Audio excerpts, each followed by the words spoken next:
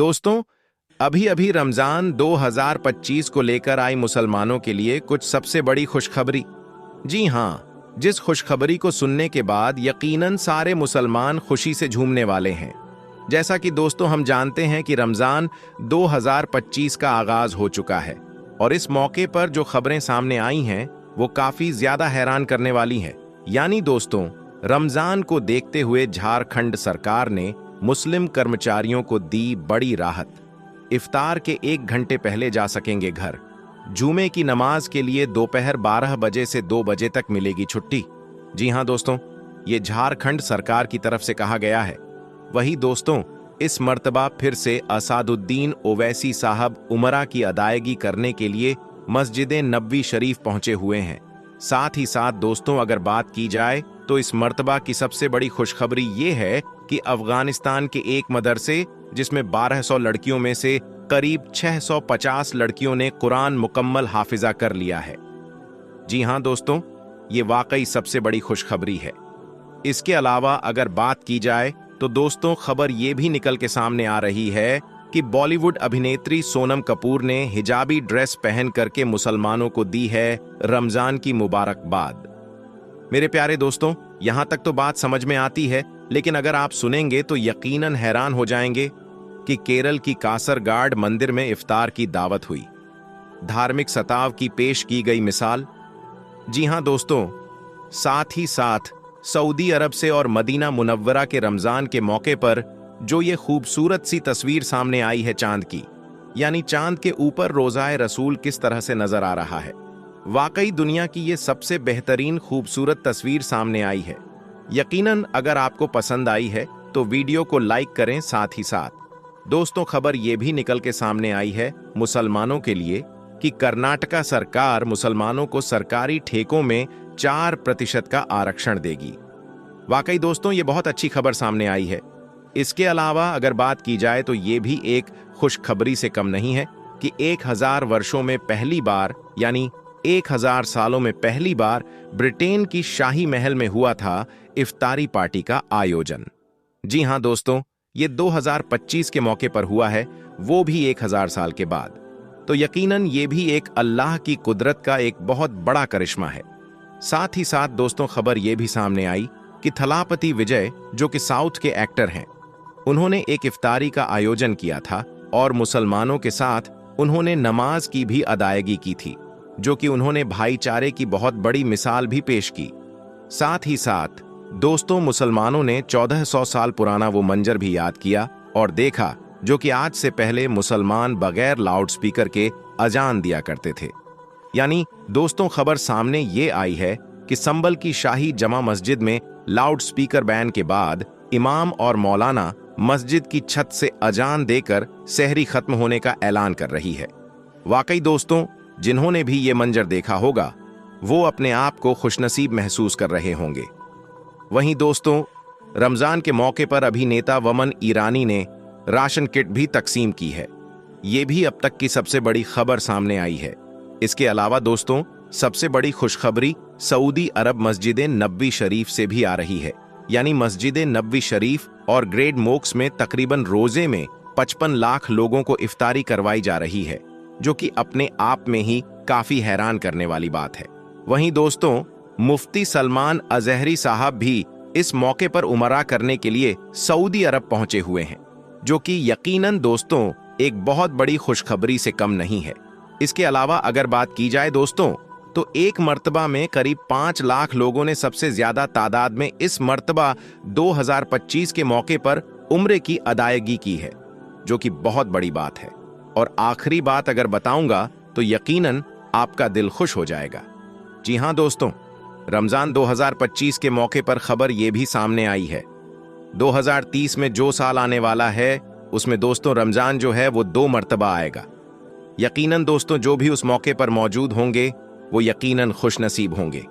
ऐसे में दोस्तों, आपको ये तमाम खुशखबरियां कैसी लगी, आप हमें जरूर कमेंट करके बताएं।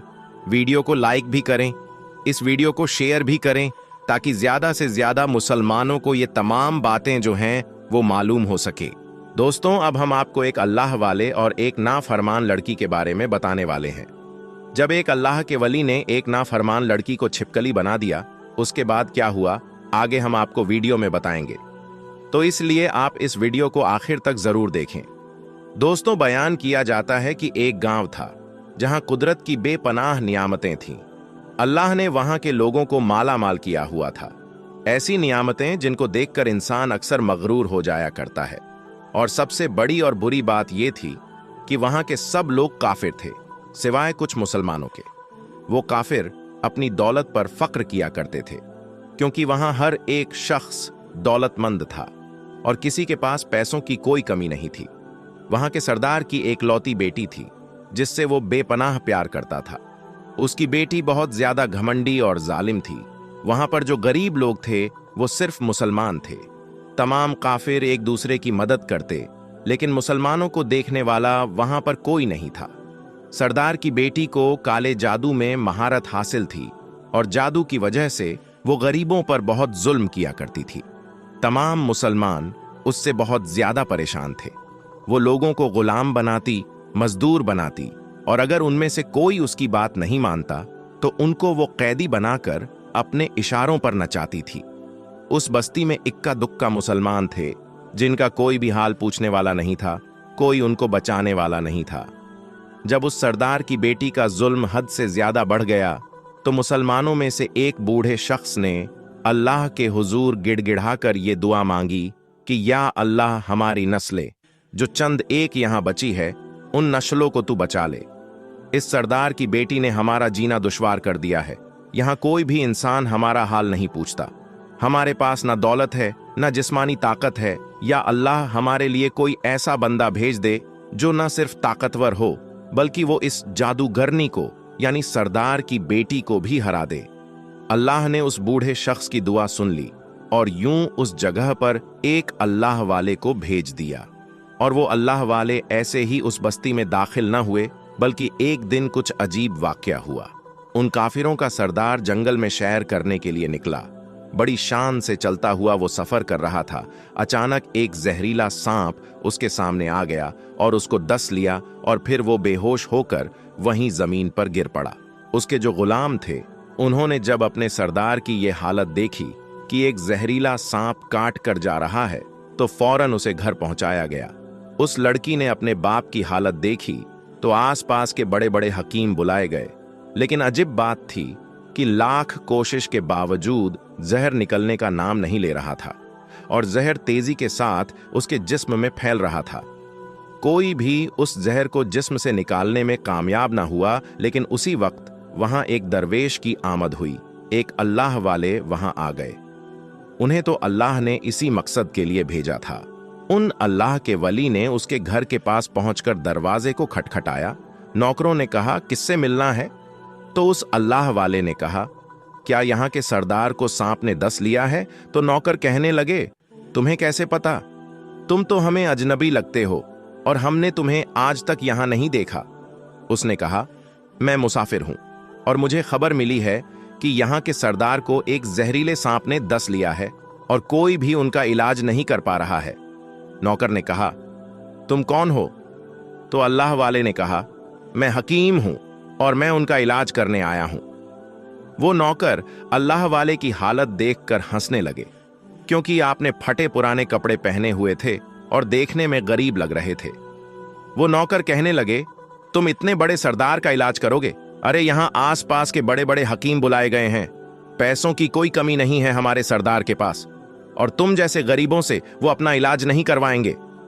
दरवेश ने कहा, अगर तुम चाहते हो कि तुम्हारे सरदार की जान बच जाए तो फिर मुझे अंदर आने दो।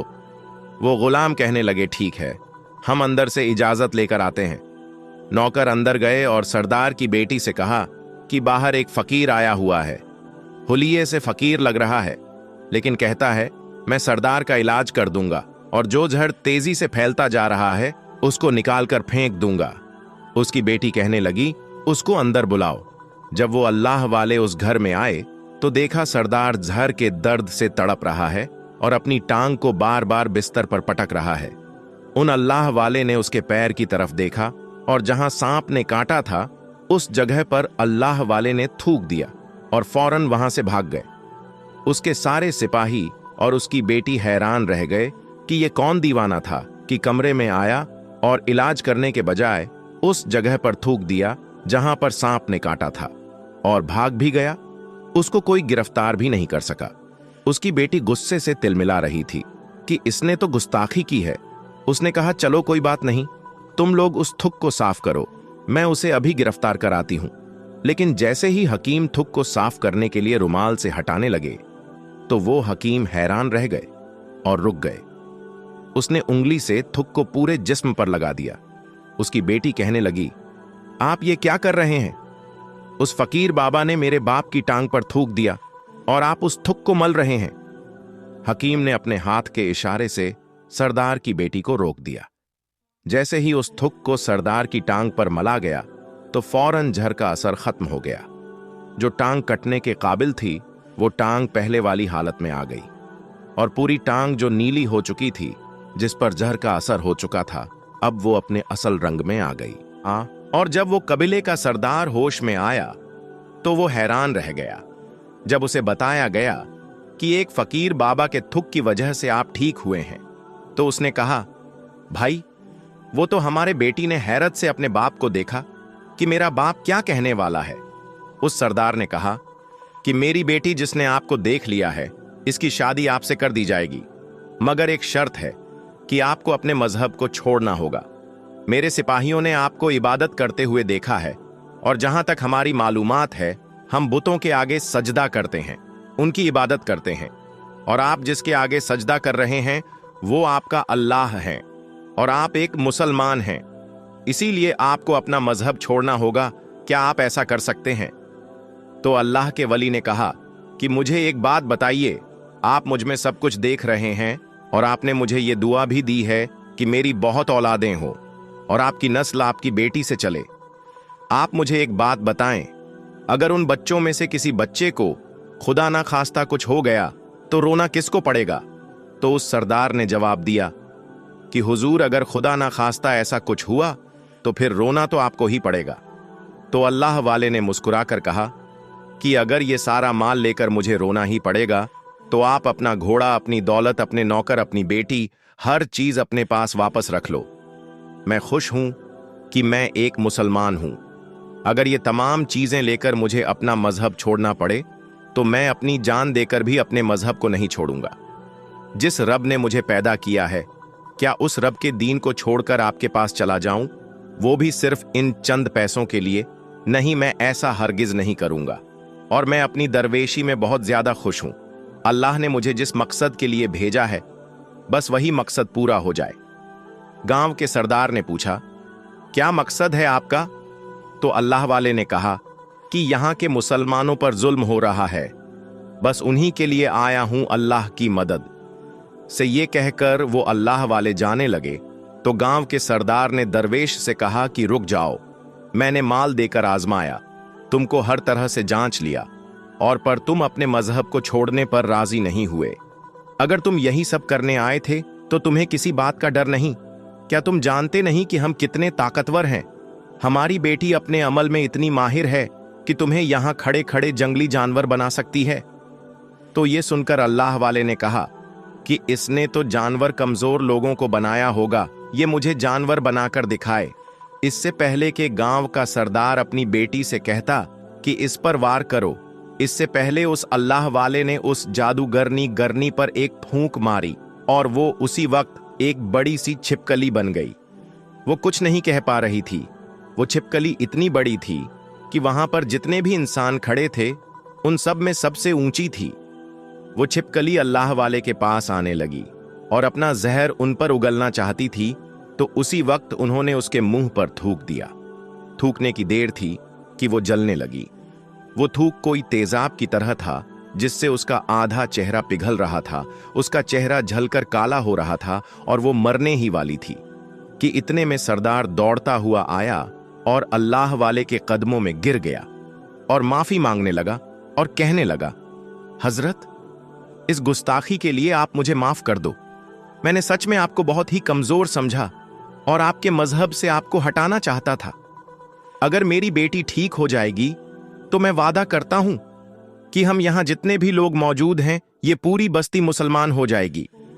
अल्लाह वाले ने कहा, हम तुम्हें अपने दीन में शामिल करने के लिए ये नहीं कर रहे, बल्कि तुम लोग हमारे मुसलमान भाइयों पर जो जुल्म करते हो उस जुल्म को खत्म करने आए हैं।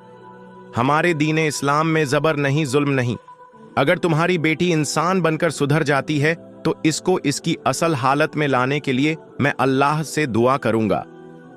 तो वो सरदार कहने लगा, हाँ हाँ, मेरी बेटी अपनी असल हालत में आएगी तो किसी पर कोई जुल्म नहीं करेगी, बल्कि मैं दिल से माफी चाहता हूं कि मेरी बेटी ने जो कुछ किया है, अब आइंदा ये कोई भी काला जादू, कोई भी अमल नहीं करेगी और किसी मुसलमान पर ये कोई भी जुल्म नहीं करेगी।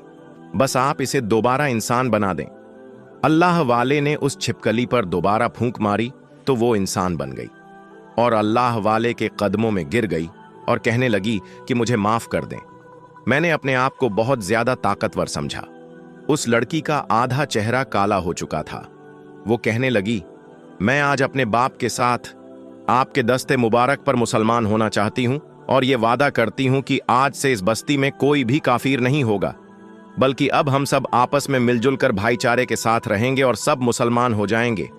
और यूं एक अल्लाह वाले के हाथों पर उस गांव के सरदार और उसकी बेटी ने इस्लाम कबूल किया और फिर गांव के सरदार ने अल्लाह वाले से अपनी बेटी का निकाह कर दिया और उस बस्ती में अमनो अमान कायम हो गया।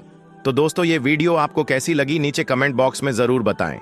आज की इस वीडियो में बस इतना ही। हम मिलेंगे आपको अगली वीडियो में। तब तक के लिए अल्लाह हाफिज।